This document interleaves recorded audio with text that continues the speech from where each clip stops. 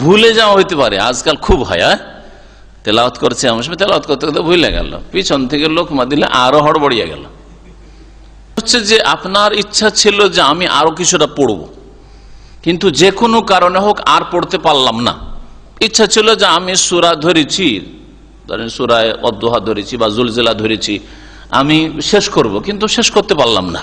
যে কোনো কারণে, কফকাশির কারণেই হোক, অথবা কোন আর কিছু হইতে পারে পেট খারাপ, তাড়াতাড়ি সারতে হবে নামাজ, এটাও হইতে পারে। ভুলে যাওয়া হইতে পারে, আজকাল খুব হয়। তেলাওয়াত করছে, আমার সময় তেলাওয়াত করতে করতে ভুলে গেল, পিছন থেকে লোকমা দিলে আরো হড়বড়িয়ে গেল। পিছন থেকে লোকমা দিলে অনেক সময় আরো ক্ষতি হয়। এই জন্য ছেড়ে দিতে হয়, যাক এক একটা কলমা ছাড়ছে বা এক একটা আয়াত চুটলো। কারণ অধিকাংশ ইমাম সাহেব, বিশেষ করে নতুন অবস্থায় যদি থাকে আর ওকে যদি তালকিন করেন, পেছন দিক থেকে সংশোধন করার চেষ্টা করেন, তাহলে কোথা থেকে কোথায় চলে যাবে, ওর প্রাণ উড়ে যাবে যে কি হইল আমার। জি হ্যাঁ, যার ফলে আরো বেশি ভুল হয়ে যাবে।